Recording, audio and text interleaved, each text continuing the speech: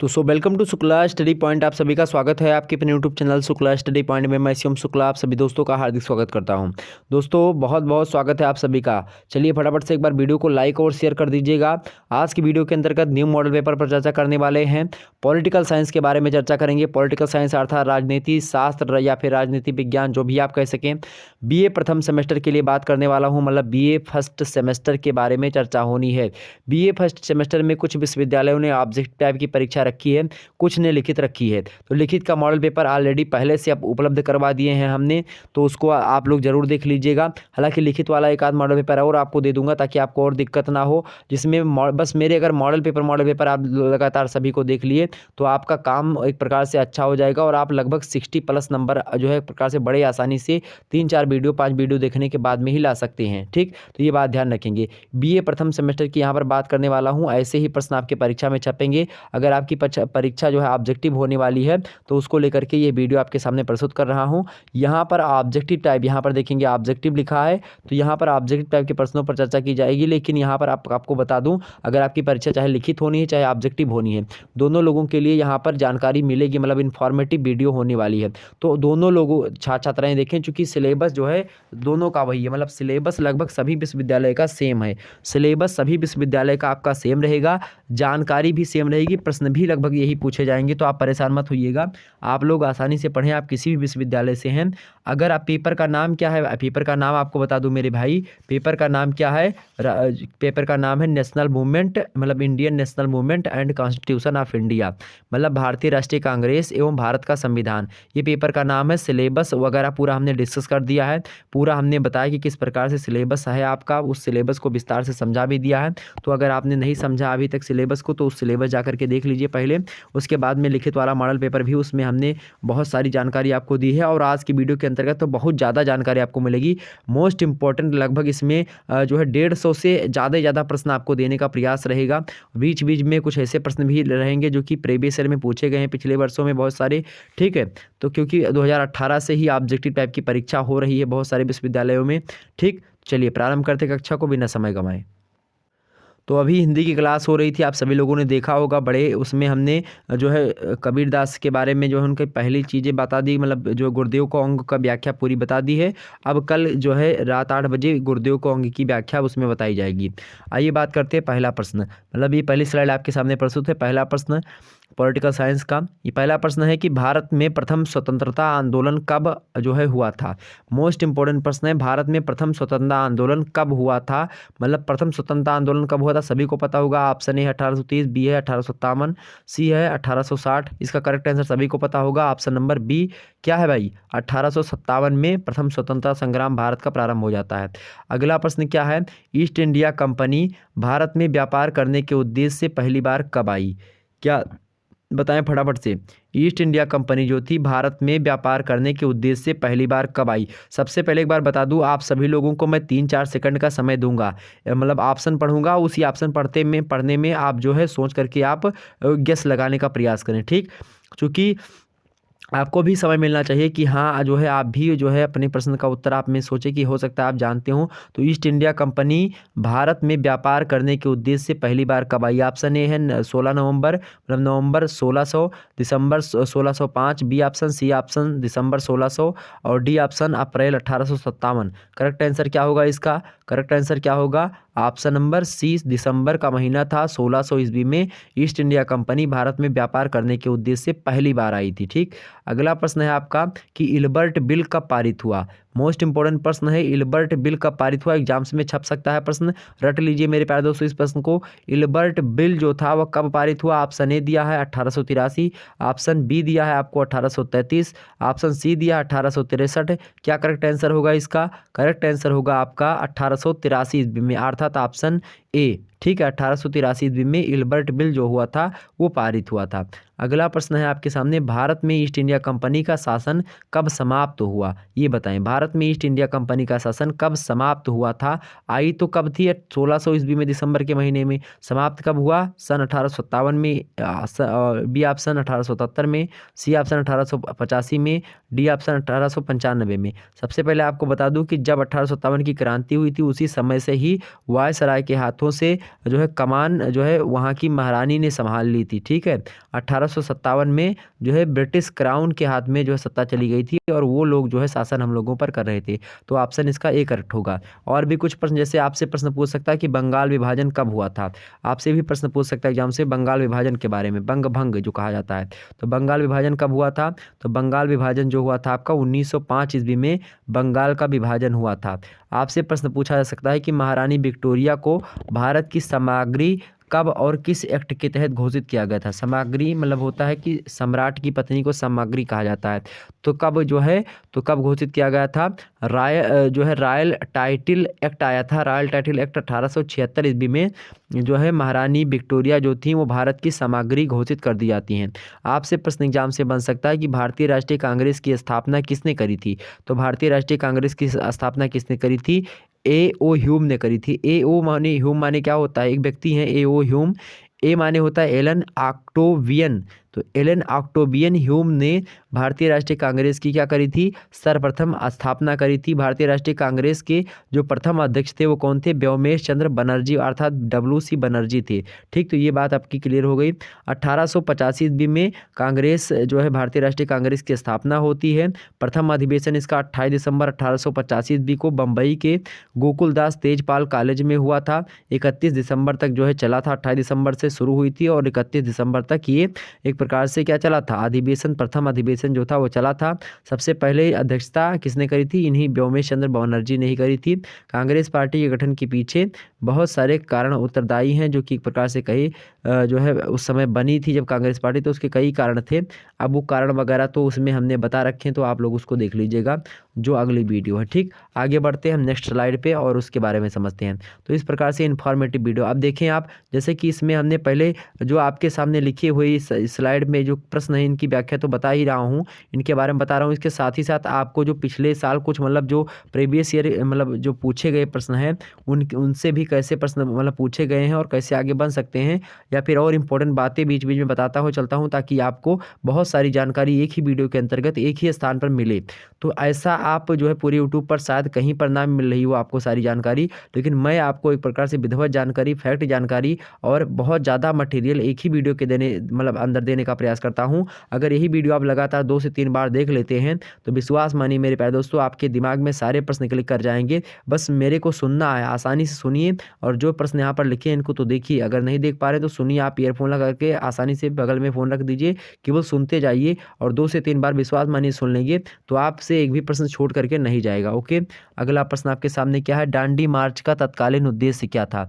दांडी मार्च का तत्कालीन उद्देश्य क्या था? ऑप्शन ए दिया है संघर्ष हेतु भारतीयों को तैयार करना, ऑप्शन बी दिया है निषेधाज्ञा का उल्लंघन करना, ऑप्शन सी दिया है सरकार को आतंकित करना और ऑप्शन डी दिया है नमक कानून तोड़ना। तो इसका करेक्ट आंसर क्या होगा? दांडी जो मतलब दांडी मार्च जो था उसका तत्कालीन उद्देश्य क्या था? नमक कानून को तोड़ना। क्या था भाई? नमक कानून को तोड़ना। दूसरी अगला प्रश्न आपके सामने क्या है कि 1923 ईस्वी में स्वराज दल की स्थापना कहाँ पर हुई थी? तो सबसे पहले जानिए स्वराज दल की स्थापना कब हुई थी? 1923 ईस्वी में हुई थी। ठीक, और स्वराज दल की स्थापना कहाँ पर हुई थी? ए ऑप्शन दिया है सूरत में, बी ऑप्शन दिया लाहौर, सी ऑप्शन दिया इलाहाबाद और डी ऑप्शन दिया कलकत्ता। तो करेक्ट आंसर इसका क्या होगा भाई? करेक्ट आंसर जो इसका होगा जो है इसका करेक्ट आंसर क्या होगा? 1923 में स्वराज दल की स्थापना कहाँ पर हुई थी? तो कहाँ पर हुई थी मेरे प्यारे दोस्तों? तो हुई थी वो कहाँ पर? इलाहाबाद में हुई थी। ऑप्शन इसका सी करेक्ट होगा। ठीक है, कहाँ पर? इलाहाबाद में हुई थी। ओके, आगे बढ़ते हैं अगले प्रश्न की ओर। ठीक, आपसे ये भी प्रश्न पूछा जा सकता है जैसे चौरी चौरा कांड कब हुआ था? ये भी मोस्ट इंपॉर्टेंट प्रश्न है कि चौरी चौरा कांड कब हुआ था? तो चौरी चौरा कांड जो हुआ था आपका 5 फरवरी 1922 ईस्वी में चौरी चौरा कांड जो है हुआ था। आपसे एग्जाम से प्रश्न पूछ सकता है कि उग्रवादी आंदोलन का युग कहा जाता है? तो उदारवादी आंदोलन का युग जो किस समय काल को कहा जाता है? तो उदारवादी आंदोलन का युग 1906 ईस्वी से लेकर के 1919 का जो समय काल है उसी को उग्रवादी आंदोलन का युग कहा जाता है। उदारवादी कौन है भाई? उदारवादी की बात की जाए तो सुरेंद्र नाथ बनर्जी जो हैं वो उदारवादी माने जाते हैं, जबकि लाल बाल पाल जो हैं वो उग्रवादी नेता माने जाते हैं। ये बात आप ध्यान रखेंगे। एक कथन है, जो एक प्रकार से एक बात कही गई है, और ब्रिटिश सरकार शैतान है जिसका सहयोग करना संभव नहीं है। ये कथन है, ये किसने कहा था? ये कथन किसका कि ब्रिटिश सरकार शैतान है जिसका सहयोग करना संभव नहीं है। मोस्ट इंपॉर्टेंट प्रश्न है। तो ये बात किसने कहा था? महात्मा गांधी ने कहा था कि ब्रिटिश सरकार शैतान है जिसका सहयोग करना संभव नहीं है। ये बात किसने कही थी? तो ये बात जो है महात्मा गांधी जी ने स्वयं कही थी। ठीक, ध्यान रखेंगे। आपसे ये भी प्रश्न पूछ सकता है कि मार्लिया मिंटो सुधार कब अस्तित्व में आया था? तो मार्लिया मिंटो सुधार जो था 1909 ईस्वी में सुधार मतलब अस्तित्व में आया। मार्लिया मिंटो सुधार जो 1909 ईस्वी में आया था। और आपसे प्रश्न यह भी पूछा जा सकता है कि महात्मा गांधी जो थे वो भारतीय राष्ट्रीय कांग्रेस के अध्यक्ष कब बने थे? तो महात्मा गांधी भारतीय राष्ट्रीय कांग्रेस के अध्यक्ष जो बने थे वो 1924 ईस्वी में बने थे। कब बने थे? 1924 ईस्वी में बने थे। होम रूल आंदोलन के साथ नाम जुड़ा हुआ है किसका? होम रूल लीग के साथ किसका नाम जुड़ा हुआ है भाई? Annie Besant. होम रूल आंदोलन का नाम जो एक प्रकार से किसने चलवाया था उसको? होम रूल जो आंदोलन था वो एनी बेसेंट ने चलाया था। मॉन्टेस्क्यू चम्सफोर्ड सुधार कब आया बताएं फटाफट से। मॉन्टेस्क्यू चम्सफोर्ड सुधार जो आया था वो जो 1909 ईस्वी में जो मार्लिया मिंटो सुधार था उसमें जो कुछ कमियां रह गई थी उसके सुधारने के लिए 1919 ईस्वी में मॉन्टेस्क्यू चम्सफोर्ड सुधार अधिनियम आया था। ठीक, ध्यान रखेंगे। ब्रिटिश इंडिया सोसाइटी के संस्थापक कौन थे? मोस्ट इंपोर्टेंट प्रश्न। ब्रिटिश इंडिया सोसाइटी के संस्थापक भाई दादा भाई नौरोजी। ब्रिटिश इंडिया सोसाइटी के संस्थापक दादा भाई नौरोजी थे। ठीक, तो इतनी चीज़ें क्लियर हो गई आपकी। आगे बढ़ते हैं अगला प्रश्न। अगला प्रश्न है भारत छोड़ो आंदोलन में करो या मरो का नारा किसने दिया था? भारत छोड़ो आंदोलन में करो या मरो का नारा किसने दिया था? ए ऑप्शन है सुभाष चंद्र बोस, बी ऑप्शन है जवाहरलाल नेहरू, सी ऑप्शन है महात्मा गांधी, डी ऑप्शन है जेबी कृपलानी। तो भारत छोड़ो आंदोलन में करो या मरो का नारा किसने दिया था? तो भाई इसको दिया था किसने? तो महात्मा गांधी जी ने दिया था। बिल्कुल करेक्ट आंसर महात्मा गांधी जी ने दिया था। अगला प्रश्न है आप सभी लोगों की बिल्कुल करेक्ट आंसर आ रहे। बहुत बहुत धन्यवाद आप सभी का। बहुत बहुत अच्छे तरीके से आप पढ़ रहे हैं। गुड, बहुत अच्छा। आगे देखते हैं। अगला प्रश्न आपका, जब भारत को स्वाधीनता मिली तब मतलब जब भारत को स्वाधीनता मिली उस समय ब्रिटेन में किस दल की सरकार थी? जब भारत में स्वतंत्रता जब भारत को मिली मतलब 1947 में स्वतंत्रता मिलती है तो उस समय भारत मतलब वहाँ पर किस दल की एक प्रकार से सरकार थी? किस दल की पूछा जा रहा है आपसे। पहला ऑप्शन है श्रमिक दल, दूसरा ऑप्शन है रूढ़िवादी दल, तीसरा ऑप्शन उदार दल और चौथा ऑप्शन मैं दे रहा हूँ समाजवादी दल। तो करेक्ट आंसर क्या होगा आपका? श्रमिक दल। आपको पता ही होगा ए ऑप्शन। ठीक, श्रमिक दल की सरकार थी। ठीक, ध्यान रखेंगे। आपसे प्रश्न यह भी पूछ सकता है कि भारतीय तिरंगा झंडा को कब फहराया गया? जो भारतीय तिरंगा झंडा है उसको कब फहराया गया है ये बताएं। सबसे पहले जो है कब फहराया गया था? तो 31 दिसंबर 1929 ईस्वी को अर्धरात्रि को रावी नदी के तट पर जो है ये फहराया गया था। पंडित जवाहरलाल नेहरू ने इसको फहराया था। ठीक, ये बात ध्यान रखेंगे। आगे बढ़ते हैं। तुम मुझे खून दो मैं तुम्हें आज़ादी दूंगा, तुम मुझे लाइक दो मैं तुम्हें क्लास दूंगा। ये बात किसने कही? तो ये बात तो मैं ही कह रहा हूँ कि तुम मुझे लाइक दो मैं तुम्हें क्लास दूंगा। ठीक, लेकिन तुम मुझे खून दो मैं तुम्हें आज़ादी दूंगा किसने कहा था? सभी को पता होगा, नेताजी सुभाष चंद्र बोस ने कहा था। किसने कहा था? नेताजी सुभाष चंद्र बोस ने कहा था।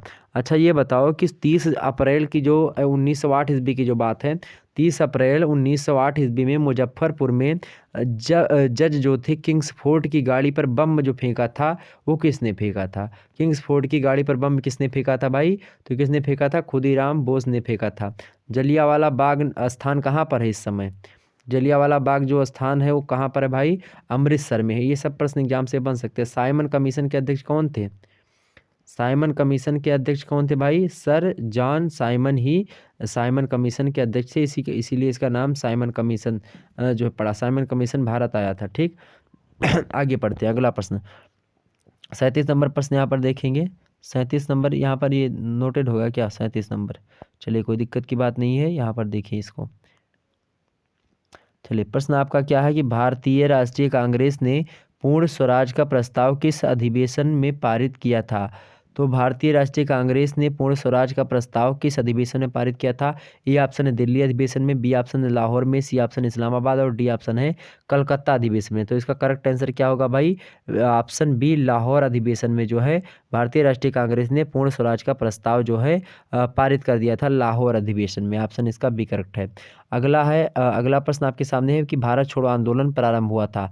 भारत छोड़ो आंदोलन का प्रारंभ हुआ था भाई? भारत छोड़ो आंदोलन का प्रारंभ हुआ था। ए ऑप्शन है 8 अगस्त 1942 को, बी ऑप्शन है 6 अगस्त 1942 को, सी ऑप्शन है 9 अगस्त 1942 को, डी ऑप्शन है 11 अगस्त 1942 को। तो करेक्ट आंसर इसका क्या होगा? करेक्ट आंसर होगा आपका 9 अगस्त 1942 ईस्वी को भारत छोड़ो आंदोलन प्रारंभ हुआ था। ऑप्शन इसका सी होगा।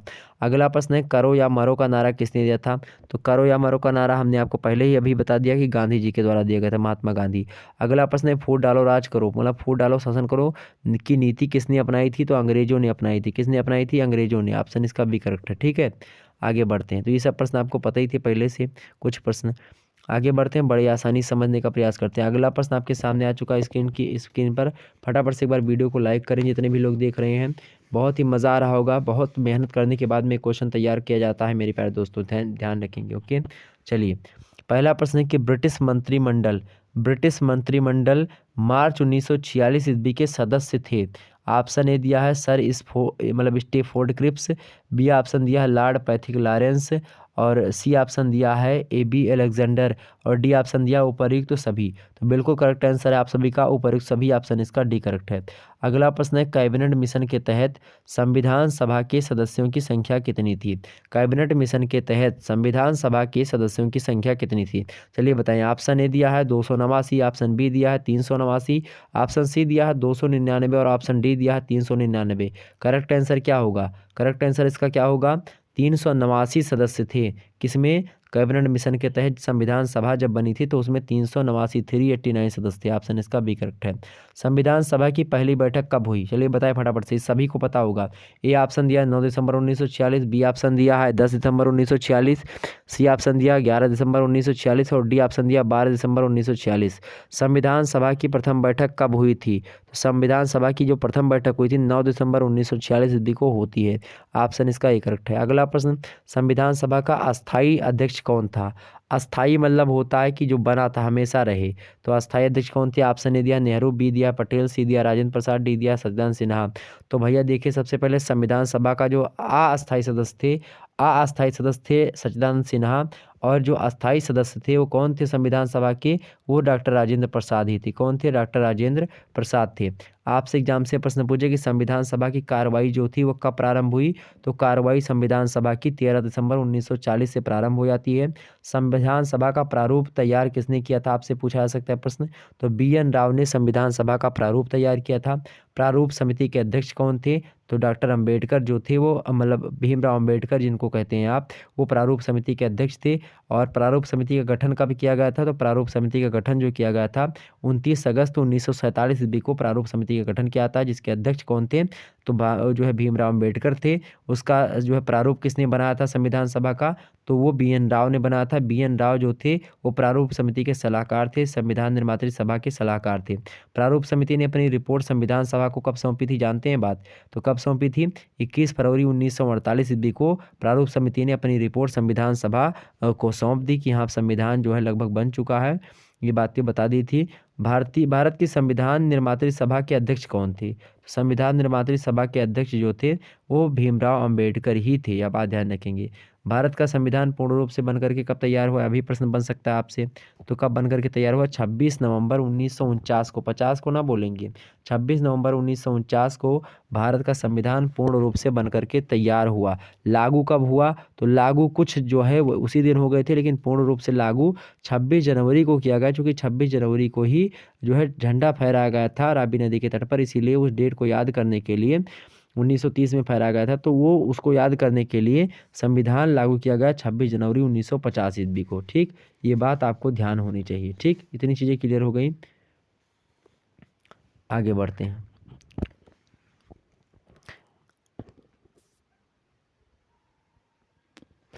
आगे बढ़ते हैं, अगली स्लाइड आपके सामने आ चुकी है, फटाफट से देखें। अगली स्लाइड है कि भारत शासन द्वारा राजकीय चिन्ह कब से अंगीकृत किया गया था?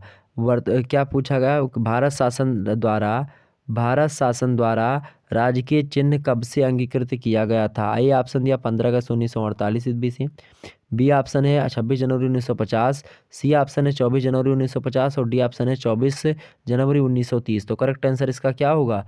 करेक्ट आंसर होगा आपका 26 जनवरी 1950 ईस्वी से ही जब भारतीय संविधान लागू हुआ पूर्ण रूप से, तब राजकीय चिन्ह अंगीकृत करना प्रारंभ हो गए थे। ठीक, आपसे पूछे कि वर्तमान में भारतीय संविधान में कुल कितने अनुच्छेद हैं भाई? तो कितने अनुच्छेद हैं? 395 अनुच्छेद हैं। आप उसमें उसमें भ्रमित मत होइएगा। आपसे बोलेगा कि 400 से अधिक, लेकिन जब पूछे कि उसके उपखंड जो हैं वो उपखंडों में वृद्धि हुई है, 395 पहले थे और आज भी 395 ही हैं, ये बात ध्यान रखेंगे। भारतीय संविधान में कितने भाग हैं, तो कितने भागों की अगर बात संख्या पूछी जाए तो कितने भाग हैं भाई, तो भारतीय संविधान में 22 भाग हैं। ठीक, कितने भाग हैं, 22 भाग हैं। 3 जुड़े थे, 3 फिर घट भी गए, तो कुल मिलाकर के 22 भाग अब भी हैं, पहले भी थे। ठीक, ये बात ध्यान रखेंगे। कितनी अनुसूची हैं, तो पहले 8 अनुसूची थी, लेकिन अब जो है 12 अनुसूची हैं, तो ये बात आप ध्यान रखेंगे। ठीक, आगे बढ़ते हैं। अगला प्रश्न आपके सामने है, भारतीय संविधान के अंतर्गत आर्थिक योजना का विषय है। भारतीय संविधान के अंतर्गत आर्थिक योजना का विषय है।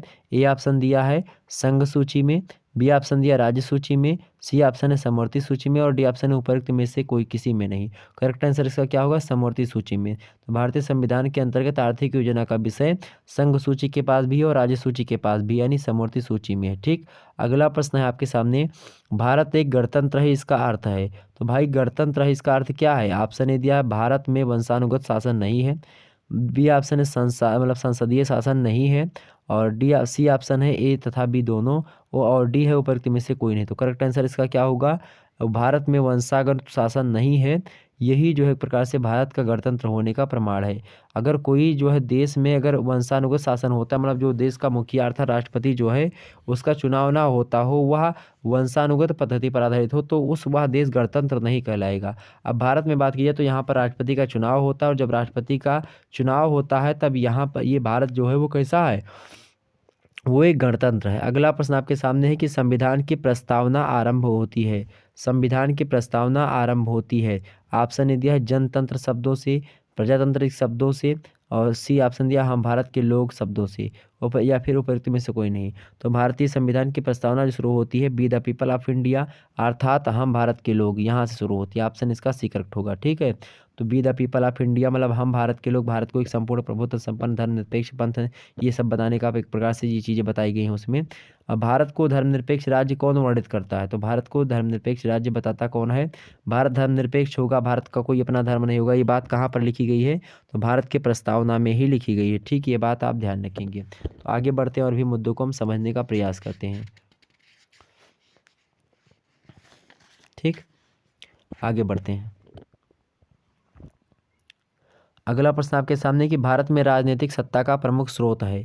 भारत में राजनीतिक सत्ता का प्रमुख स्रोत है। ऑप्शन ए दिया संसद, बी ऑप्शन दिया जनता, सी ऑप्शन दिया है संविधान, और डी ऑप्शन दिया है राष्ट्रपति। करेक्ट आंसर क्या होगा कि भारत में राजनीतिक सत्ता का प्रमुख स्रोत है। भारत में राजनीतिक सत्ता का प्रमुख स्रोत कौन है भाई, कौन स्रोत है, तो जनता जो है भारत में राजनीतिक सत्ता का प्रमुख स्रोत है। आपसे एग्जाम से प्रश्न पूछे कि संसदीय शासन प्रणाली भारत में कहाँ के संविधान से ली गई है।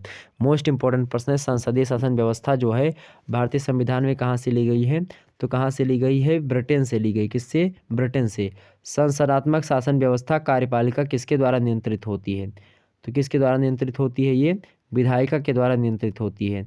आपसे एग्जाम से प्रश्न पूछे कि भारतीय संविधान की विशेषता बताओ, तो क्या बताओगे, संकटकालीन उपबंध इसमें किए गए हैं, ग्राम पंचायत, एक राष्ट्र भाषा, ये सब सारी चीज़ें बातें की गई। ठीक, आपसे पूछे कि जो है संसदीय शासन प्रणाली कहाँ से ली गई, तो हमने बता ही दिया आपसे कहाँ से ली गई है, यूनाइटेड किंगडम के संविधान से, मतलब ब्रिटेन के संविधान से ली गई है। विधि का शासन कहाँ से लिया गया है, तो विधि का शासन भी इंग्लैंड से लिया गया है। विधि द्वारा स्थापित प्रक्रिया, ये भी कहाँ से ली गई, ये जापान से ली गई है। विधि द्वारा स्थापित प्रक्रिया कहाँ से ली गई है, जापान से ली गई है। समवर्ती सूची का प्रावधान कहाँ से लिया गया है, तो ऑस्ट्रेलिया से समवर्ती सूची का प्रावधान लिया गया है। मूल अधिकार कहाँ से लिए गए हैं, तो अमेरिका से लिए गए हैं। मूल कर्तव्य कहाँ से लिए गए, मौलिक कर्तव्य कहाँ से लिए गए हैं, रूस के संविधान से लिए गए। ठीक, ध्यान रखेंगे। उद्देशिका का विचार कहाँ से लिया गया भारतीय के संविधान में, तो उद्देशिका का विचार जो है अमेरिका के संविधान से लिया गया, यूएसए के। ठीक है, संघात्मक प्रणाली जो है में किस सरकार की स्थापना होती है, तो संघात्मक सरकार में किस सरकार की स्थापना होती भाई, तो जो है संसदीय सरकार भी बनती है और अध्यक्षात्मक सरकार भी बनती है। ठीक, ये बात ध्यान रखेंगे। तो इतनी चीज़ें क्लियर हो गई आपको।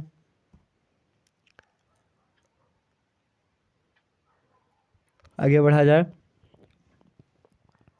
अगला प्रश्न आपके सामने, अध्यक्षात्मक शासन प्रणाली किसमें होती है, बताएं। अध्यक्षात्मक शासन प्रणाली किसमें होती है? ऑप्शन ए दिया संवैधानिक कठोरता, बी ऑप्शन है व्यवस्थापिका में, और सी ऑप्शन है एकल कार्यपालिका में, या डी ऑप्शन है उपरोक्त सभी में। करेक्ट आंसर क्या होगा इसका? करेक्ट आंसर होगा मेरे भाई जो है अध्यक्षात्मक शासन प्रणाली किसमें होती है? तो एकल कार्यपालिका में होती है। ऑप्शन इसका ए करेक्ट है। ठीक, अगला प्रश्न देखें। भारत में प्रजातंत्र में प्रमुख हैं, भारत में प्रजातंत्र में प्रमुख हैं, क्या प्रमुख हैं? ए ऑप्शन है लिखित संविधान, बी ऑप्शन है जनता का मतलब जनता सरकार चुनती है, बी सी ऑप्शन है राष्ट्रपति, डी ऑप्शन है राज्यपाल। तो भारत में प्रजातंत्र में प्रमुख कौन है भाई? प्रमुख कौन है? जनता सरकार चुनती है। ऑप्शन इसका बी करेक्ट है। ओके, सभी का बहुत बहुत स्वागत है। चलिए एक बार वीडियो को लाइक करिए। नीचे प्रश्न यहाँ पर दिखाई पड़ रहा है कि भारतीय संविधान कैसा है। तो भारतीय संविधान ऑप्शन में आपको क्या देगा कि कठोर है, ऑप्शन बी देगा लचीला है, ऑप्शन सी देगा अंशतः कठोर अंशतः लचीला, या आपसे प्रश्न देगा मतलब देगा उपरोक्त में से कोई नहीं। तो करेक्ट आंसर क्या होगा? ये अंशतः कठोर और अंशतः लचीला है। तो भारत का संविधान ना तो कठोर है और ना ही लचीला, मतलब कुछ कठोर है कुछ लचीला है। ठीक, भारतीय संविधान में राज्य के नीति निर्देशक तत्व कहाँ से लिए गए हैं? तो कहाँ से? आयरलैंड के संविधान से लिए गए हैं। ठीक, ओके, आगे बढ़ा जाए। फटाफट से एक बार बताएं सभी लोग कि आगे बढ़ा जाए। चलिए बिल्कुल बढ़ते हैं बिना समय गवाए हुए। आगे देखते हैं। अगला प्रश्न आपके सामने आ चुका है। पहला प्रश्न यहाँ पर मतलब अगला प्रश्न आ चुका है कि भारत के मूल संविधान में, मूल मतलब जब भारत का संविधान बना था तो भारत के मूल संविधान में मताधिकार की आयु क्या थी? मतलब होता है मताधिकार मतलब होता है वोट देने की आयु कितनी थी? ए ऑप्शन 18 साल, बी ऑप्शन 21 साल, सी ऑप्शन 22 साल, और डी ऑप्शन 17 साल। तो भाई करेक्ट आंसर इसका क्या होगा? सभी को पता होगा जो है जब मूल संविधान बना था, जब मतलब भारतीय संविधान बना था उस समय 21 वर्ष जो है वोट डालने की आयु थी। अब कितने साल हो गई है? 18 साल हो गई है। ठीक, अगला प्रश्न क्या है आपका? केंद्र राज्य संबंध कहाँ के संविधान से लिया गया है? केंद्र राज्य संबंध जो है कहाँ से लिया गया है वो? तो वो लिया गया है आपका जो है कहाँ से? ऑस्ट्रेलिया से, जहाँ से समवर्ती सूची ली गई है, क्योंकि समवर्ती सूची ही बताती है केंद्र राज्य के बीच के संबंधों को। तो ऑस्ट्रेलिया के संविधान से लिया गया। अगला प्रश्न है वित्तीय आपातकाल काल की जो अवधारणा है वो किस देश के संविधान से ली गई है? वित्तीय आपातकाल की अवधारणा किस देश के संविधान से ली गई है? ए ऑप्शन है अमेरिका, बी है ब्रिटेन, सी है रूस, और डी है कनाडा। करेक्ट आंसर क्या होगा इसका? वित्तीय आपातकाल की अवधारणा किस देश के संविधान से ली गई है? तो कहाँ से ली गई है? अमेरिका के संविधान से ली गई है। ठीक, अगला प्रश्न आपके सामने नीचे दिखाई पड़ रहा होगा, राष्ट्रपति पर महाभियोग की प्रक्रिया कहाँ के संविधान से ली गई है? मतलब जो राष्ट्रपति पर महाभियोग लगाया जाता है किस अनुच्छेद के तहत? अनुच्छेद 61 के तहत लगाया जाता है भारतीय संविधान में। तो ये बातें किस देश के संविधान से, ये बातें किस देश के संविधान से ली गई भाई? तो ये बात जो है ऑप्शन ए आपको दे दूं मैं रूस, बी ऑप्शन दे देता हूँ अमेरिका, सी दे देता हूँ कनाडा, और डी ऑप्शन ले लीजिए ऑस्ट्रेलिया। तो बताएं कि राष्ट्रपति पर महाभियोग की प्रक्रिया जो लगती है वो कहाँ के देश संविधान से ली गई है? तो बिल्कुल ऑप्शन जो है आप क्या लगाएंगे? बी में हमने बताया था क्या? आपका बताया था अमेरिका, तो अमेरिका होगा, अमेरिका से ही लिया गया है। ठीक है, कहाँ से लिया गया भाई? अमेरिका से लिया गया है। चलिए आगे बढ़ते हैं, अगले प्रश्न की ओर बढ़ते हैं हम। अगला प्रश्न आपके सामने, फटाफट से एक बार वीडियो को लाइक और शेयर करते रहें जितने भी लोग देख रहे हैं, क्योंकि तभी मोटिवेट होता हूँ। बाकी बहुत ज़्यादा जब रात हो जाती है तो पढ़ाने में भी उतना मज़ा नहीं आता है। चलिए, लेकिन आप सभी लोग रजाई के नीचे आसानी से बैठ करके पढ़ रहे होंगे, मुझे ये विश्वास है, और इसी हिसाब से पढ़ते रहिएगा। अगला प्रश्न देखते हैं फटाफट से। नेहरू रिपोर्ट के माध्यम से क्या? नेहरू रिपोर्ट के माध्यम से किसने 1928 ईस्वी में मूल अधिकारों की मांग की थी? ऑप्शन ए है जवाहरलाल नेहरू, ऑप्शन बी है मोतीलाल नेहरू, ऑप्शन सी है सी आर दास, ऑप्शन डी है महात्मा गांधी। करेक्ट आंसर क्या होगा? नेहरू रिपोर्ट के माध्यम से किसने 1928 ईस्वी में मूल अधिकारों की मांग की? इन सभी प्रश्नों को आप लोग नोट डाउन कर लीजिएगा। ओके, तो करेक्ट आंसर क्या होगा? मोतीलाल नेहरू ने मांग की थी। अगला प्रश्न क्या है? संविधान सभा द्वारा मूल अधिकारों पर परामर्श हेतु किसकी अध्यक्षता में समिति गठित की गई थी? ए ऑप्शन है वल्लभ भाई पटेल की, बी ऑप्शन है मोतीलाल नेहरू के, सी ऑप्शन है जे बी कृपलानी के, और डी ऑप्शन है उपरोक्त में से कोई नहीं। करेक्ट आंसर इसका क्या होगा? करेक्ट आंसर होगा इसका वल्लभ भाई पटेल की। ठीक है, अगला प्रश्न क्या है? मूल अधिकार एवं अल्पसंख्यक अधिकार पर परामर्श हेतु उप समिति किसकी अध्यक्षता में गठित की गई? ए ऑप्शन है सरदार पटेल के, बी ऑप्शन है जेबी कृपलानी के, सी ऑप्शन राजेंद्र प्रसाद के और डी ऑप्शन है जवाहरलाल नेहरू के। तो करेक्ट आंसर क्या होगा? मूल अधिकार पर अल्पसंख्यक अधिकार पर परामर्श हेतु जो है उप समिति जो है बैठाई गई थी किसकी अध्यक्षता में? तो वो थे व्यक्ति, उनका नाम है जेबी कृपलानी। क्या नाम है? जेबी कृपलानी। ऑप्शन बी में दिए हैं, option B is right answer. अगला प्रश्न है मूल अधिकार पर प्रस्ताव किस अधिवेशन में पास किया गया था? मूल अधिकार पर प्रस्ताव किस अधिवेशन में पास किया गया था? ऑप्शन ए दिया है कराची, बी ऑप्शन दिया है लखनऊ, सी ऑप्शन ले लीजिए लाहौर और डी ले लीजिए आप सूरत। करेक्ट आंसर क्या होगा? कराची अधिवेशन में मूल अधिकारों पर प्रस्ताव जो है पारित किया गया था, पास किया गया था। ठीक। मौलिक अधिकार कहाँ से लिए गए हैं, बात में हमने आपको बताई दी। कहाँ से? अमेरिका के संविधान से लिया गया है।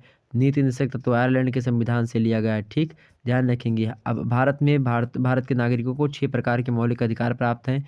पहला है समानता का अधिकार, दूसरा है स्वतंत्रता का अधिकार, तीसरा है शोषण के विरुद्ध अधिकार, चौथा है धार्मिक स्वतंत्रता का अधिकार, पांचवा है संस्कृति एवं शिक्षा संबंधी अधिकार, छठवा है संवैधानिक उपचारों का अधिकार। ठीक, ध्यान रखेंगे। तो ये चीज़ें क्लियर हो गई आपकी।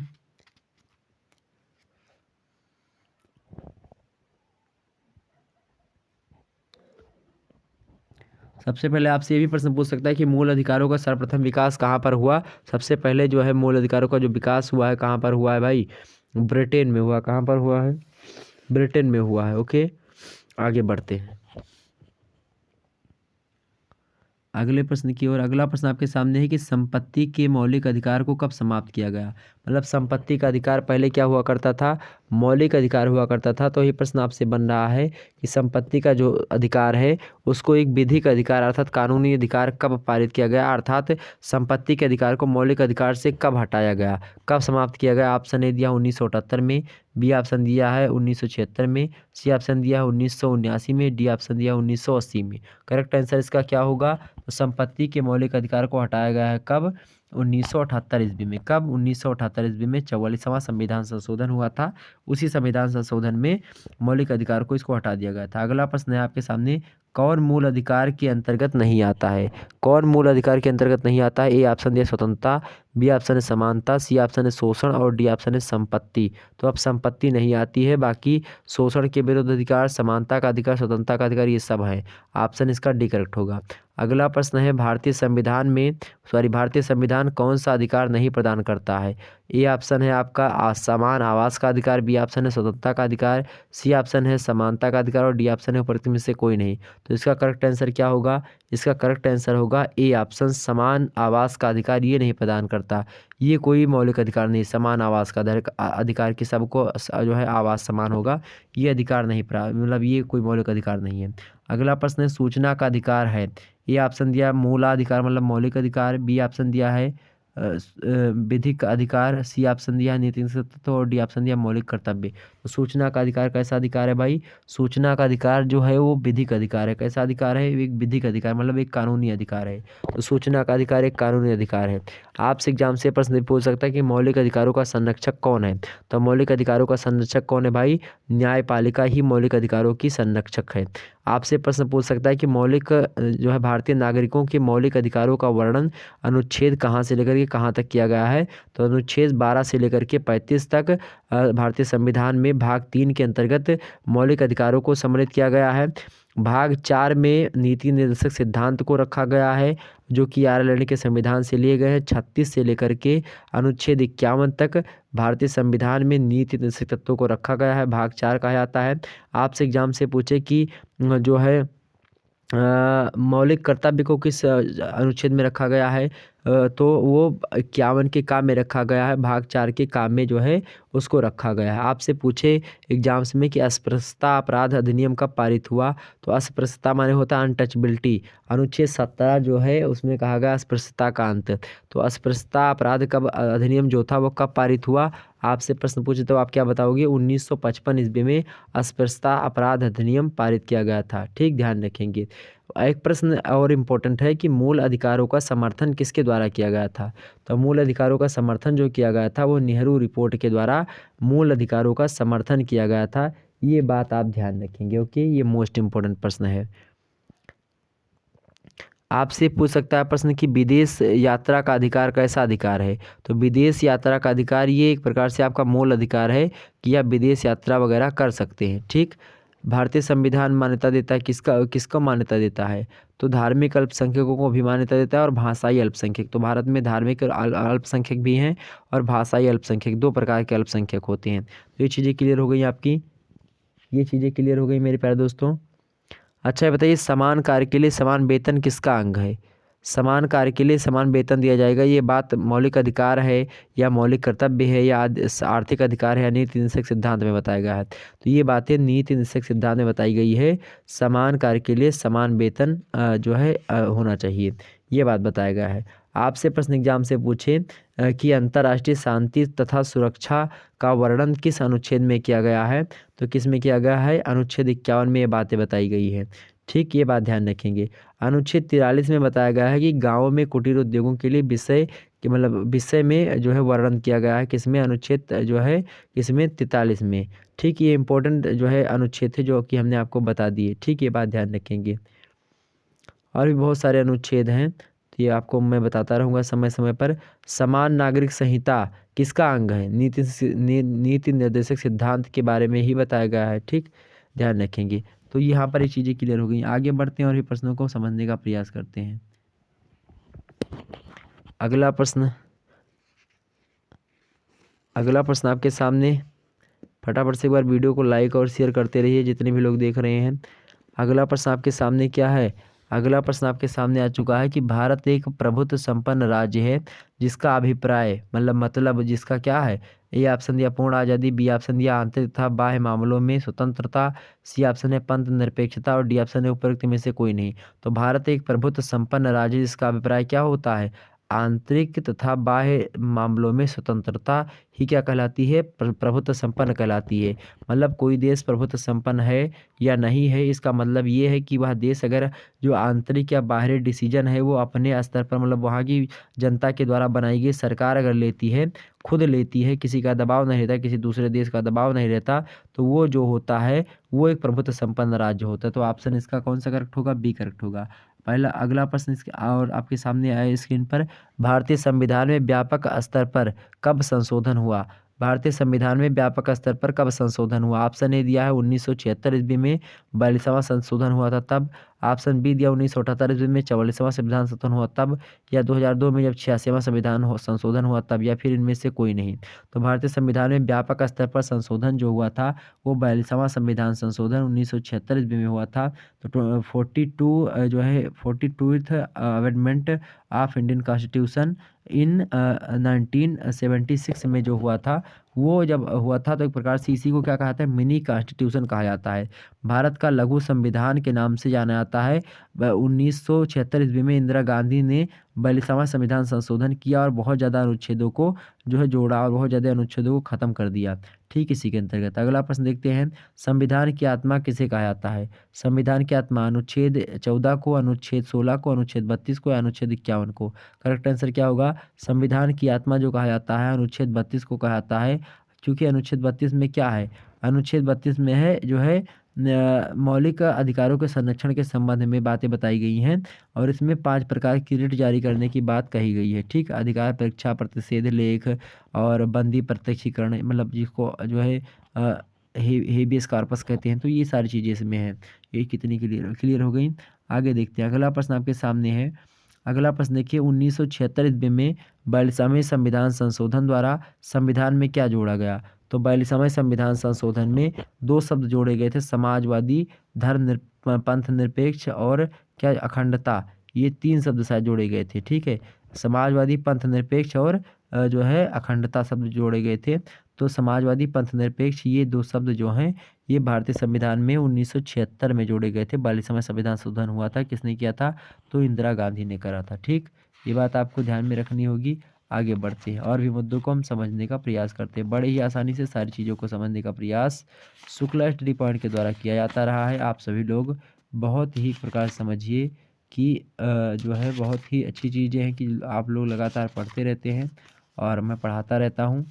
कभी कभी आपसे प्रश्न ऐसे पूछेगा कि उपराष्ट्रपति का कार्यकाल कितने साल का होता है, तो उपराष्ट्रपति का कार्यकाल 5 साल का होता है। ठीक, आपसे पूछ ले कि जो है भारत का राष्ट्रपति बनने के लिए कितनी आयु होना चाहिए, मतलब कितने साल का हो व्यक्ति तो भारतीय राष्ट्रपति बन सकता है, तो 35 साल होना चाहिए भारत, मतलब भारत के राष्ट्रपति बनने के लिए। सबसे पहली बात कि 35 साल का जो है व्यक्ति होना चाहिए, तब जो है राष्ट्रपति बनने की योग्य हो सकता है। ठीक, एग्जाम से प्रश्न आपसे पूछ सकता है कि अंतर्राज्य परिषद के गठन का अधिकार किसको है, तो अंतर्राज्यीय जो परिषद होती है उसका गठन का अधिकार राष्ट्रपति को है। ठीक, ध्यान रखेंगे। ओके, भारत का सर्वोच्च सेनापति कौन होता है, तो भारत का सर्वोच्च सेनापति राष्ट्रपति ही होता है। कौन होता है, राष्ट्रपति ही होता है भारत का सर्वोच्च सेनापति। ओके, ध्यान रखेंगे। प्रधानमंत्री को राष्ट्रपति की सलाह मानने के लिए बाध्य किया गया है, ये बात किस अनुच्छेद में बताई गई है, तो ये बात जो है किस में बताई गई है, प्रधानमंत्री को राष्ट्रपति की सलाह मानने के लिए बाध्य किया गया है, किस संविधान संशोधन के द्वारा ये बात जो है बताई गई है, तो 42वें संविधान संशोधन में ही बातें की गई थी। मंत्रिपरिषद में कितने प्रकार के मंत्री बैठते हैं भाई, तो 5 प्रकार के मंत्री बैठते हैं। मंत्रिपरिषद में 5 प्रकार के मंत्री बैठते हैं। सदन का नेता कौन क्या होता है, लोकसभा का अध्यक्ष या प्रधानमंत्री या वित्त मंत्री या गृह मंत्री, सदन का नेता जो होता है वो प्रधानमंत्री होता है। ठीक, ध्यान रखेंगे। ये तमाम सारी। भारत का राष्ट्रपति कौन होता है भाई, भारत का राष्ट्रपति जो होता है वो नाम मात्र के लिए होता है। कि आपसे एग्जाम से प्रश्न पूछ सकता है कि भारत का राष्ट्रपति होता है, ऑप्शन ए देगा नाम मात्र, ऑप्शन बी दे देगा वास्तविक, ऑप्शन सी देगा ए और बी दोनों, तो करेक्ट आंसर क्या होगा, भारत का राष्ट्रपति जो होता है नाम मात्र के लिए ही होता है, बाकी सारी चीज़ें करता कौन है, प्रधानमंत्री करते हैं। प्रश्न आप देखिए फटाफट से, प्रश्न आपके सामने आगे प्रश्न आ चुका है। संसद के संयुक्त अधिवेशन की अध्यक्षता करता है, संसद के संयुक्त अधिवेशन की अध्यक्षता कौन करता है, तो संसद के संयुक्त अधिवेशन की जो अध्यक्षता होता है, ऑप्शन ए दिया उपराष्ट्रपति, बी ऑप्शन दिया राष्ट्रपति, सी ऑप्शन दिया लोकसभा का अध्यक्ष और डी ऑप्शन दिया राज्यसभा के उपसभापति। तो इस कौन करेंगे, मतलब संसद के संयुक्त अधिवेशन की जो अध्यक्षता होती है वो लोकसभा का अध्यक्ष ही करता है। ठीक, ऑप्शन इसका सी करेक्ट है। अगला प्रश्न, लोकसभा की अधिकतम संख्या हो सकती है, लोकसभा की अधिकतम संख्या कितनी हो सकती है, ऑप्शन ए दिया 543, ऑप्शन बी दिया 545, ऑप्शन सी दिया 547 और ऑप्शन डी दिया 552। करेक्ट आंसर क्या होगा आपका, जो है अनुच्छेद डी ऑप्शन, मतलब 552 जो है हो सकती है लोकसभा की अधिकतम सीटों की संख्या। अगला प्रश्न, संसद का अधिवेशन एक वर्ष में कितनी बार होना आवश्यक होता है, संसद का अधिवेशन एक वर्ष में कितनी बार होना आवश्यक होता है, ए ऑप्शन दिया एक अधिवेशन मतलब एक बार, बी ऑप्शन दिया है 2 बार, सी ऑप्शन दिया है 3 बार और डी ऑप्शन दिया 5 बार। करेक्ट आंसर क्या होगा, 2 बार, मतलब साल में लगभग 2 बार जो होए वो संसद का अधिवेशन होना चाहिए एक साल में। अगला प्रश्न है, संसद का अधिवेशन बुलाया जाता है किसके द्वारा भाई, संसद का अधिवेशन बुलाया जाता है, ए ऑप्शन राष्ट्रपति द्वारा, बी ऑप्शन प्रधानमंत्री द्वारा, सी ऑप्शन लोकसभा के अध्यक्ष द्वारा और डी ऑप्शन उपराष्ट्रपति के द्वारा। तो संसद का अधिवेशन जो बुलाया जाता है वो राष्ट्रपति के द्वारा बुलाया जाता है। ठीक, ध्यान रखेंगे। संसद में शून्यकाल का समय कब होता है, ये बताएं, बताइए कि प्रश्नकाल के बाद होता है, भोजनावकाश के बाद होता है, अधिवेशन प्रारंभ होने के बाद होता है, बताएं। तो प्रश्नकाल के बाद में शून्यकाल का समय होता है, उसके बाद में फिर उत्तरकाल आता है। ठीक, ध्यान रखेंगे ये बात। चलिए आगे बढ़ते हैं। भारत की कार्यपालिका का अध्यक्ष कौन होता है भाई, राष्ट्रपति ही कार्यपालिका का अध्यक्ष होता है। प्रधानमंत्री की नियुक्ति कौन करता है, तो राष्ट्रपति ही करता है। केंद्र शक्ति की अधिशासी शक्तियाँ किस में निहित होती हैं, तो वो राष्ट्रपति में निहित होती हैं। ठीक, ध्यान रखेंगे। भारत के राष्ट्रपति को उसके पद से मतलब हटाया जा सकता है किसके द्वारा हटाया जा सकता है, तो संसद के द्वारा जो है एक प्रकार से हटाया जा सकता है महाभियोग प्रक्रिया के तहत राष्ट्रपति को उसके पद से। राष्ट्रपति अपना त्यागपत्र किसको देगा, तो वह जो है उपराष्ट्रपति को देगा। राष्ट्रपति अपने जो है अपना त्यागपत्र उपराष्ट्रपति को देगा। मान लेते उपराष्ट्रपति को फिर त्यागपत्र देना तो वो राष्ट्रपति को देगा। ठीक, ध्यान रखेंगे। अगर मान लेते राष्ट्रपति जो है मर जाते हैं तो उपराष्ट्रपति जो है राष्ट्रपति का पदभार संभालेंगे। उपराष्ट्रपति भी नहीं रहते हैं तो कौन संभालेगा, चीफ जस्टिस ऑफ इंडिया मतलब कि CJI जो होंगे, मतलब जो है जो भारत के सुप्रीम कोर्ट जो है उसके जो मुख्य न्यायाधीश हैं वो संभालेंगे। अगर वो मर जाते हैं तो कौन संभालेगा, जो वरिष्ठतम न्यायाधीश हैं वहाँ के वो संभालेंगे। ठीक, ये बात ध्यान रखेंगे। इतनी बात क्लियर हो गई। आगे बढ़ते हैं और भी मुद्दों को हम समझने का प्रयास करते हैं। अनुच्छेद 61 के तहत जो है महाभियोग की प्रक्रिया लगाई जाती है किसके ऊपर, जो है राष्ट्रपति के ऊपर। आगे देखते हैं अगला प्रश्न। अगला प्रश्न है लोकसभा के प्रथम अध्यक्ष कौन थे। लोकसभा के प्रथम अध्यक्ष कौन थे, बताएं फटाफट से। तो लोकसभा के प्रथम अध्यक्ष कौन थे, बिल्कुल पहला ऑप्शन है ए आयंगर, बी है जीबी मावलंकर, सी है हुकुम सिंह और डी ऑप्शन दिया है जीएस ढिल्लो। तो इसका करेक्ट आंसर क्या होगा आपका, लोकसभा के जो प्रथम अध्यक्ष थे सभी को पता होगा, जीबी मावलंकर, ऑप्शन इसका बी करेक्ट है। पर अगला प्रश्न है संघीय विधायिका या संसद का उल्लेख संविधान के किस भाग में किया गया है।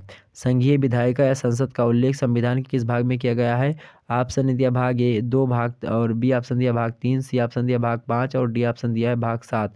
तो संघीय विधायिका या संसद का उल्लेख संविधान के किस भाग में किया गया है, तो वो भाग है आपका जो है 5 नंबर भाग, मतलब भाग 5 में, ऑप्शन इसका सी करेक्ट होगा। अगला प्रश्न है लोकसभा का नेता कौन होता है।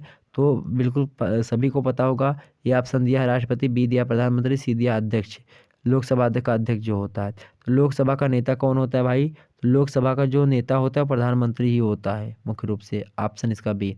अगला प्रश्न है भारत संसद में, मतलब भारतीय संसद में सम्मिलित है, ए ऑप्शन दिया राष्ट्रपति, बी ऑप्शन दिया संसद के दोनों सदन और डी सी ऑप्शन दिया ए और बी दोनों।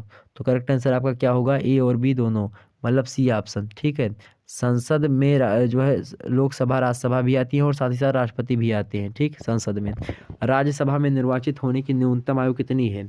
राज्यसभा में अगर निर्वाचित होना है किसी व्यक्ति को तो उसके लिए न्यूनतम आयु कितनी होनी चाहिए, तो उसके लिए कम से कम जो है आयु 30 साल का होना चाहिए अगर राज्यसभा का सदस्य बनना है।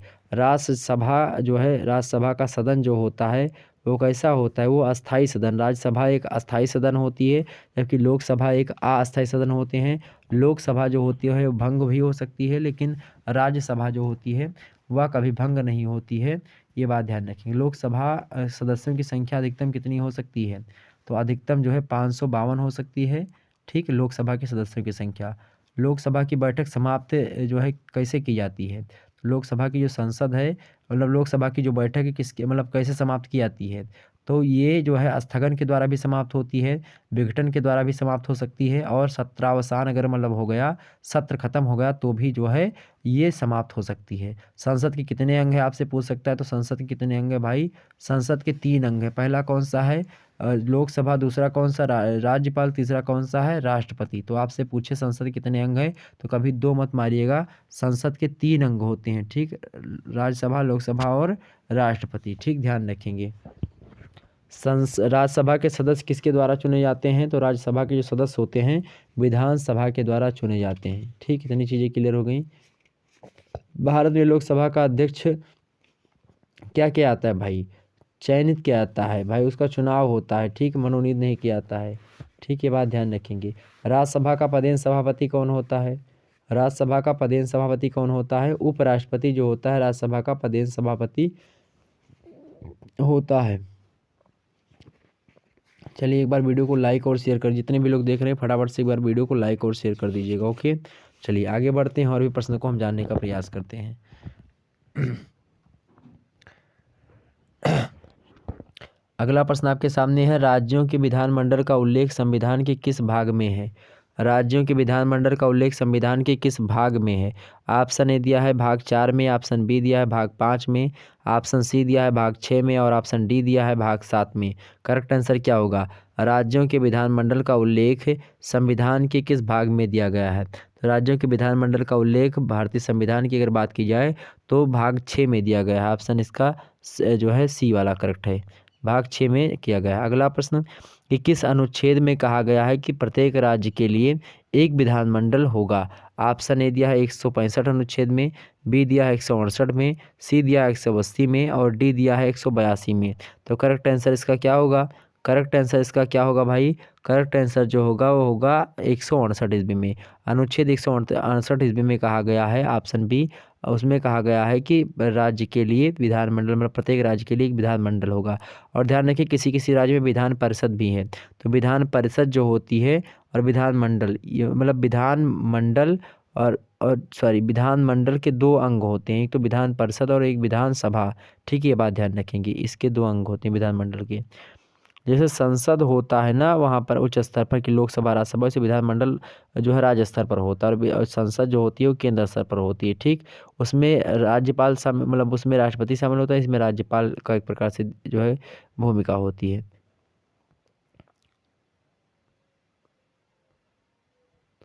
आगे समझते हैं हम अगला प्रश्न। विधानमंडल निर्मित होता है, ये ऑप्शन दिया राज्यपाल से, बी दिया है 2 सदन से, सी दिया 1 सदन से, और डी दिया उपरोक्त सभी से। करेक्ट आंसर क्या होगा? विधानमंडल निर्मित होता है, तो इसका करेक्ट आंसर क्या होगा? डी ऑप्शन, उपरोक्त सभी से। 1 सदन से भी, 2 सदन से भी, और राज्यपाल से भी विधानमंडल का निर्माण होता है। अगला प्रश्न है, विधानमंडल के दोनों सदनों के नाम क्या हैं? तो विधानमंडल के दोनों सदन कौन कौन से भाई? एक तो विधानसभा और दूसरे कौन? विधान परिषद, ये हमने पहले बता दिए। और तीसरा कौन है? तो राज्यपाल है। ठीक, ध्यान रखेंगे। तो राज्य विधानमंडल में कौन कौन शामिल होते हैं? विधानसभा, विधान परिषद और राज्यपाल। ठीक, ये बात ध्यान रखेंगे। आपसे पूछे कि जो है विधानसभा के सदस्य अधिक से अधिक कितने हो सकते हैं? तो अधिक से अधिक 500 हो सकते हैं विधानसभा के सदस्य। ठीक, ध्यान रखेंगे। विधानसभा की संरचना या गठन किस अनुच्छेद के तहत किया जाता है? तो जो है अनुच्छेद 170 के तहत ये सारी बातें की जाती है। विधानसभा की संरचना या गठन की जो व्यवस्था है वो अनुच्छेद 170 में की गई है। ठीक, विधानसभा में कम से कम कितने सदस्य हो सकते हैं? तो कम से कम सदस्य कितने होने चाहिए? 60 सदस्य होने चाहिए। विधानसभा में, किसी भी विधानसभा में कम से कम 60 सदस्य होने चाहिए। ज़्यादा से ज़्यादा कितने? 500। ठीक, ध्यान रखेंगे। सबसे अधिक किस में है? तो अपने यूपी में ही है। ठीक, इतनी बातें क्लियर हो गई आपकी। अच्छा बताइए, राज्य विधान परिषद की स्थापना का उन्मूलन का मतलब अधिकार किसे है? मतलब स्थापना या उन्मूलन, मतलब चाहे स्थापना कर सके चाहे भंग कर सके। तो राज्य विधान परिषद की स्थापना कौन करता है और भंग करने का अधिकार किसे है? तो संसद को है। ठीक, ये बात ध्यान रखेंगे। आगे बढ़ते हैं और ये प्रश्नों को हम समझने का प्रयास करते हैं। राज्यपाल किसके परामर्श से सभा का विघटन करता है? तो जो है किसके से करता है? मुख्यमंत्री के। राज्यपाल किसके परामर्श से विधानसभा का विघटन करता है? तो वो मुख्यमंत्री के परामर्श से करता है। ठीक, ध्यान रखेंगे। विधानसभा का अध्यक्ष अपना त्यागपत्र किसे देता है? तो वो उपाध्यक्ष को देगा। विधानसभा का जो अध्यक्ष होगा वो उपाध्यक्ष को देगा। विधान परिषद में राज्यपाल कितने सदस्यों को मनोनीत करता है? तो कितने को करता है? 1/6 सदस्यों को मनोनीत करता है विधान परिषद में राज्यपाल। 1/6 सदस्य, मतलब जितने सदस्य होते हैं राज्य मतलब उसमें विधान परिषद में, उसका जो है 1/6 जो होता है वो राज्यपाल अपने द्वारा मनोनीत करता है। मनोनीत माने होता है कि जो है जो जिसको चाहे उसको बना दे वो। ठीक, ध्यान रखेंगे। मतलब जिसको चाहे उसको ना बना दे। जो है कला, साहित्य, इन सभी से आते हैं, जैसे कि जो कला में आगे हैं, जो साहित्य में आगे हैं, या फिर किसी जो है विज्ञान में आगे हैं, चिकित्सा में आगे हैं वो। राज्यपाल के वेतन एवं भत्ते का निर्धारण कौन करता है? बताएं, संसद करती है, या राष्ट्रपति करता है, या प्रधानमंत्री करता है, मुख्यमंत्री करता है? तो राज्यपाल के वेतन एवं भत्ते का निर्धारण कौन करता है? संसद करती है। कौन करता है? संसद करती है। ठीक, आगे बढ़ते हैं और ये प्रश्नों को हम समझने का प्रयास करते हैं। मुख्यमंत्री को कौन शपथ दिलाता है? मुख्यमंत्री को राज्यपाल ही शपथ दिलवाता है, ये बात भी ध्यान रखेंगे। मंत्री परिषद का कार्यकाल कितने समय का होता है? तो मंत्री परिषद का कार्यकाल जो होता है आपका 5 वर्षों का होता है। कितने वर्षों का? 5 वर्षों का होता है मंत्री परिषद का कार्यकाल। ठीक, ध्यान रखेंगे। मंत्रियों की श्रेणी कौन कौन सी होती है? तो एक कैबिनेट स्तर के मंत्री होते हैं, एक राज्य स्तर के मंत्री होते हैं, और एक उप मंत्री होते हैं। ठीक, ध्यान रखेंगे इतनी बात। तो ये सारी चीज़ें जो इम्पोर्टेंट थी वो हमने आपको बता ही दी। आगे बढ़ते हैं और ये प्रश्नों को हम जानने का प्रयास करते हैं। अगला प्रश्न आपके सामने है, मोस्ट इम्पोर्टेंट है कि मुख्यमंत्री किस विषय को राज्यपाल को सूचित करता है? मुख्यमंत्री किस विषय को राज्यपाल को सूचित करता है? मुख्यमंत्री किस विषय को राज्यपाल को सूचित करता है? ए ऑप्शन दिया है प्रशासनिक, बी ऑप्शन दिया है विधान विषयक, और सी ऑप्शन दिया ए और बी दोनों, और डी ऑप्शन दिया इनमें से कोई नहीं। करेक्ट आंसर क्या होगा इसका? ऑप्शन सी, ए और बी दोनों, मतलब प्रशासनिक और विधान विषयक जो कार्य होते हैं मुख्यमंत्री जो है राज्यपाल को सूचित करता है। अगला प्रश्न, मंत्री परिषद तथा राज्यपाल के बीच की कड़ी कौन है?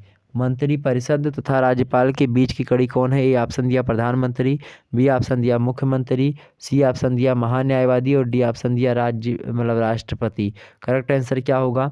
तो मंत्री परिषद और राज्यपाल के बीच की जो कड़ी का कार्य करता है कौन करता है? मुख्यमंत्री जो है वही करता है। अगला प्रश्न क्या है, मंत्रिमंडल में समस्त बैठकों की अध्यक्षता कौन करता है। मंत्रिमंडल में समस्त अध्यक्षों मतलब जो बैठक होती हैं उनकी अध्यक्षता कौन करता है। ये ऑप्शन दिया राष्ट्रपति, बी दिया राज्यपाल, सी दिया मुख्यमंत्री और डी दिया उप मुख्यमंत्री। आप सभी लोग बताएं फटाफट से कि क्या होगा इसका करेक्ट आंसर। बिल्कुल करेक्ट आंसर आप सभी क्या रहे हैं, बहुत बहुत धन्यवाद आप सभी का। चलिए, तो मंत्रिमंडल में समस्त बैठकों की अध्यक्षता जो करता है वो कौन करता है भाई, वो कौन करता है, तो वो करता है मुख्यमंत्री। आपका कौन करता है, मुख्यमंत्री। ऑप्शन इसका सी करेक्ट है। अगला प्रश्न, राज्यों को विधिक सलाह कौन देता है। राज्यों को जो विधिक माने कानूनी जो सलाह होता है कौन देता है। ऑप्शन ए दिया महाधिवक्ता, ऑप्शन बी दिया महान्यायवादी, ऑप्शन सी दिया है ए और बी दोनों, और ऑप्शन डी दिया इनमें से कोई नहीं। करेक्ट आंसर क्या होगा, तो राज्यों को जो विधिक सलाह मतलब कानूनी सलाह देता है वो महाधिवक्ता देता है। लेकिन केंद्र स्तर को कौन मतलब केंद्र को जो कानूनी सलाह होता है कौन देता है, महान्यायवादी। मतलब अगर आप जो है केंद्र पर केस कर दो मान लेते हैं, तो जो है सरकार की तरफ से जो है केस लड़ने के लिए वकील जो आएगा उसको महान्यायवादी कहा जाता है। और जो है राज्य के स्तर से जब कोई व्यक्ति वकील को जो है वकील आता है, राज्य का कोई वकील होता है जो राज्य की तरफ से जो है वकालत करता है, तो वो कौन होता है, महाधिवक्ता होता है। मतलब राज्य की तरफ से करता है वो। महान्यायवादी आपका केस नहीं देखेंगे। आप अगर राज्य के खिलाफ अगर केस कर देते हो तो राज्य के तरफ से वो आएंगे लड़ने। ठीक, ये चीज़ें हैं। आगे देख लेते हैं अगले प्रश्न की ओर। अगला प्रश्न आपके समक्ष है कि पंचायत न्यायालय में सम्मिलित है। क्या पंचायत न्यायालय में सम्मिलित है। मोस्ट इम्पोर्टेंट प्रश्न क्या है, पंचायत न्यायालय में सम्मिलित है। चलिए बताइए फटाफट से, पंचायत न्यायालय में क्या सम्मिलित है। पंचायत न्यायालय में क्या सम्मिलित है। ए ऑप्शन दिया है न्याय पंचायत, बी ऑप्शन आपका दिया है मेरे भाई, बी ऑप्शन दिया है पंचायत अदालत, और सी ऑप्शन दिया है कचहरी। सी ऑप्शन दिया है आपका क्या, कचहरी मतलब ग्राम कचहरी, और डी ऑप्शन दिया है उपयुक्त सभी। करेक्ट आंसर इसका क्या होगा, करेक्ट आंसर इसका क्या होगा, फटाफट से बताने का प्रयास करें। करेक्ट आंसर इसका क्या होगा कि पंचायत न्यायालय में सम्मिलित कौन सी चीज़ें हैं, तो बिल्कुल उपयुक्त सभी। ऑप्शन इसका डी करेक्ट है। अगला प्रश्न, उत्तर प्रदेश में पंचायत राज अधिनियम कब बना। A option 1940, B option 1945, C option 1947 और डी ऑप्शन 1956। उत्तर प्रदेश में पंचायत राज अधिनियम कब बना, फटाफट से बताएं। तो उत्तर प्रदेश में पंचायत राज अधिनियम जो बना था वो कब बना था, 1947 ईस्वी में, 1947। ऑप्शन इसका सी करेक्ट है। अगला प्रश्न, न्याय पंचायत में कुल कितने सदस्य होते हैं। न्याय पंचायत में कुल कितने सदस्य होते हैं। ऑप्शन ए है 4, ऑप्शन बी है 5, ऑप्शन सी है 6, ऑप्शन डी है 10। तो न्याय पंचायत में कुल कितने सदस्य होते हैं भाई, न्याय पंचायत में जो होते हैं सदस्य आपके 5 सदस्य होते हैं। कितने, 5 सदस्य। अगला प्रश्न, न्याय पंचायत में किन मामलों को मतलब न्याय पंचायत किन मामलों को देखती है। ऑप्शन ए दिया है आपराधिक मामलों को, ऑप्शन बी दिया सिविल अर्थात दीवानी मामलों को, और ऑप्शन सी दिया है ए और बी दोनों को, और ऑप्शन डी दिया इनमें से कोई नहीं। तो करेक्ट आंसर आपका क्या होगा, सी ऑप्शन होगा, ए और बी दोनों। मतलब आपराधिक मामलों को भी न्याय पंचायत देखती है और सिविल मामलों को अर्थात दीवानी वाले मामलों को भी देखती है। आपसे प्रश्न पूछा जाए कि न्यायाधीशों के शपथ का प्रारूप किस अनुसूची में है। न्यायाधीशों के शपथ का प्रारूप जो है वह जो है किस अनुसूची में है, तो अनुसूची 3 में जो है इन बातों का जो है प्रकार से बताएगा इन बातों के बारे में। आपसे प्रश्न पूछ सकता है कि सर्वोच्च न्यायालय कहाँ पर स्थित है। सर्वोच्च न्यायालय कहाँ पर स्थित है, नई दिल्ली में। सुप्रीम कोर्ट कहाँ पर है भाई, नई दिल्ली में है। भारत में उच्चतम न्यायालय का उद्घाटन कब हुआ था, तो कब हुआ था सबसे पहले, 28 जनवरी 1950 ईस्वी को भारत में उच्चतम न्यायालय का उद्घाटन हो जाता है। ध्यान रखेंगे इतनी बात। उच्चतम न्यायालय के न्यायाधीश कितनी आयु तक अपना पद ग्रहण कर सकते हैं, बताएं फटाफट से। तो कितने पद तक, कितने आयु तक, तो जब 65 साल तक जो है वो जो है बने रह सकते हैं। 65 साल की अगर उम्र उनकी पूर्ण हो गई तो वो जो है अपने पद से मतलब उनको इस्तीफा देना होगा।